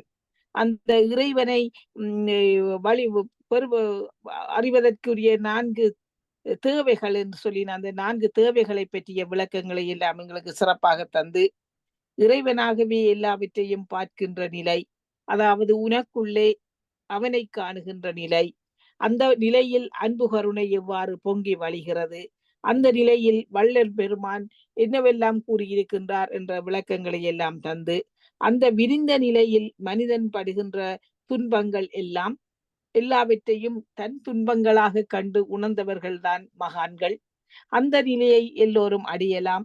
வாழ்வே தவமாக எல்லோர்க்கும் மாறினால் என்னிடம் எல்லாமே இருக்கிறது என்ற நிலையை நாம் ஒவ்வொருவரும் அடைய வேண்டும் என்று தவத்தினுடைய சிறப்பினை அந்த இடத்தில் எடுத்து காட்டி, ஆன்மாவுக்கு கருவியாக உடல் மாறிவிடும். அந்த நிலையில் அவன் செய்கின்ற அந்த செயல் எல்லாம் நாங்கள் செய்கின்ற செயல் எல்லாம் நல்ல செயல்களாக இருக்க வேண்டும். எல்லாம் அவன் செயல் என்ற அந்த பூரண சரணாகதியிலே நாங்கள் வாழும்போது பதமடைவோம், ஒன்றாவோம், அந்த பரமானந்த நிலையை நாங்கள் உணர்ந்து கொள்ளலாம் என்ற சிறந்த விளக்கங்களோடு இந்த நான் என்ற எல்லை கட்டிய நிலையில இருந்து அவனின்றி அணுவும் அசையாது என்ற அந்த நிலைக்கு வருவதற்கு குருபிரான் எங்கள் எல்லோரையும் எவ்வாறு வழிநடத்தி கொண்டு இருக்கின்றார், எவ்வாறு ஒவ்வொரு ஆசிரியருக்குள்ளும் அவராக குரு இருந்து எவ்வாறு வழிநடத்துகிறார் என்று மிக சிறப்பான விளக்கங்களை எல்லாம் தந்த அம்மா அவர்களுக்கு எமது நன்றிகளும் வாழ்த்துக்களும். வாழ்க வளமுடனுமா. இப்பொழுது நாம் வாழ்க வளமுடன். வாழ்க வளம். அம்மா அவர்களை நாம் துரிய நிலையில் வாழ்த்துவோம். இன்று எமக்கு நீயின்றி நானில்லை என்ற தலைப்பினில் சிறப்பு சிந்தனையை வழங்கிய பேராசிரியர் மாலதி அம்மா அவர்கள் வாழ்க வளமுடன். அம்மா அவர்களது உடல்நலம், மனநலம் வாழ்க வளமுடன். அம்மா அவர்களது குடும்ப நலம் வாழ்க வளமுடன். அம்மா அவர்களது அருட்தொண்டு வாழ்க வளமுடன். வாழ்க வளமுடன் அம்மா. வாழ்க வளமுடன்மா. நன்றி அம்மா. நன்றி. வாழ்க வளமுடன் அம்மா. அன்பர்களே, இப்பொழுது உங்களுக்கான நேரம். நீங்கள் அம்மாவிடம் ஏதாவது கேட்க விரும்பினால் கேட்டுக்கொள்ளலாம். மணிக்கவாசமையா கதைக்கக்கூடிய நிலையோ இல்ல. அன்பர்கள் ஏதாவது நீங்க பேசுங்க. டிரைவிங் வண்டி டிரைவிங். ஓகே ஓகே ஐயா, வாழ்க வளமுடன். அன்பர்கள் ஏதாவது அம்மாவிடம் கேட்க விரும்பினால் நீங்கள் கேட்டு தெளிந்து கொள்ளலாம். லங்கேஸ்வரன் ஐயா, வாழ்க வளமுடன். வாழ்க வளமுடன். உண்மையிலேயே அருமையான ஒரு விளக்கம் இருந்தது. மெய் மறந்து கேட்டுக்கொண்டிருந்தேன். படிப்படியாக அடுக்கடுக்காக அம்மா அவர்கள் எடுத்துக்கொண்டு போனார்கள். மாற்று சிந்தனை, மாற்று கருத்து அல்லது வினாக்கள் உண்மையிலே தோன்றவில்லை எனக்கு. அந்த அளவு ஆணித்தரமாக சென்று கொண்டிருந்தது. நன்றி அம்மா. வாழ்க வளமுடன். வாழ்க வளமுடன். நன்றி ஐயா. வாழ்க வளமுடன். நன்றி ஐயா. வாழ்க வளமுடன். ஐயா சொன்ன போல கேள்விகள் எழாத இடத்து நாங்கள் உலக நல வாழ்த்தோடு நிகழ்வை நிறைவு செய்து கொள்வோம். உலக நல வாழ்த்து கலாநிதி படிக்கிறீங்களா? படிங்க. வாழ்க வளமுடன். சார் என்ன படிங்க. வாழ்க வளமுடன். வாழ்க வையகம், வாழ்க வையகம், வாழ்க வளமுடன். உலகமெல்லாம் பருவமழை ஒத்தபடி பெய்யட்டும். உழவரெல்லாம் தானியத்தை உவப்புடனே பெருக்கட்டும். பல தொழில்கள் புரிகின்ற பாட்டாளி உயரட்டும். பகுத்துணர்வில் தொகுத்துணர்வு பண்பாட்டை உயர்த்தட்டும். கலகங்கள் போட்டி பகை கடந்தாட்சி நடக்கட்டும். கல்லாமை கடன் வறுமை களங்கங்கள் மறையட்டும். நல்வாழ்வை அளிக்கும் ஞான ஒளி வீசட்டும். நம் கடமை அறவாழ்வின் நாட்டத்தே சிறக்கட்டும். நம் கடமை அறவாழ்வின் நாட்டத்தே கட்டும். நம் கடமை அறவாழ்வின் நாட்டத்தே சிறக்கட்டும். வாழ்க வையகம் வாழ்க வையகம் வாழ்க வளமுடன் வாழ்க வையகம் வாழ்க வையகம் வாழ்க வளமுடன் வாழ்க வையகம் வாழ்க வையகம் வாழ்க வளமுடன் அமைதி அமைதி அமைதி. நன்றி அம்மா. சிறப்பாக உலக நல வாழ்த்தினை இசைத்திட்ட கலாநிதி அம்மா அவர்களுக்கும் எமது நன்றிகளும் வாழ்த்துக்களும். நீயின்றி நான் இல்லை என்ற சிறப்பு தலைப்பினில் சிந்தனை தந்திட்ட பேராசிரியர் மாலதி அம்மா அவர்களும் முனைவர் மாணிக்க வாசகம் ஐயா அவர்களும் இடைப்பினில் இணைந்திட்ட அன்பு உள்ளங்களாகிய நீங்களும் உங்கள் அன்பு குடும்பமும் வாழ்க வளமுடன் என்று யாழ் மண்டலத்தின் சார்பாக உங்கள் அனைவரையும் வாழ்த்தி இந்த நிகழ்வை நாம் இனிதே நிறைவு செய்து கொள்கின்றோம். நாளை மாலை இதே நேரம் சிறந்த ஒரு பேராசிரியரோடு மீண்டும் சந்திப்போம் என்று கூறி உங்களிடமிருந்து விடைபெற்றுக் கொள்ளுகின்றோம். நன்றி. வாழ்க வளமுடன். வாழ்க வளமுடன் அம்மா. முருகேசபிள்ளி அம்மா ஒன் பண்ணி இருக்கிறீங்க? ரவாலாமே என்னண்டா இந்த ரெக்கார்ட் பண்ணி வச்சுக்கிறேன். இன்னொரு தரம் போடுவீங்களா? இந்த மாதிரி யூடியூப்ல போட்டு விடுறேன்மா. இப்ப ரெக்கார்ட் பண்ணி நான் யூடியூப்ல போட்டு விடுறேன் இப்ப. Okay okay. அருமையான கருத்து, உண்மையிலே மெய் சிலிக்கக்கூடிய கருத்து, நிறைய எடுத்துக்காட்டுகளோடு சொல்லி இருந்த அம்மா. வாழ்க வளமுடன். நன்றி. நன்றி அம்மா. வாழ்க வளமுடன். நன்றி நன்றி. வாழ்க வளமுடன். நன்றி. வாழ்க வளமுடன். வாழ்க வளமுடன். நன்றி மாலதி அம்மா. வாழ்க வளமுடன். நிறைவு செய்கிறேன். வாழ்க வளமுடன். சரிங்க.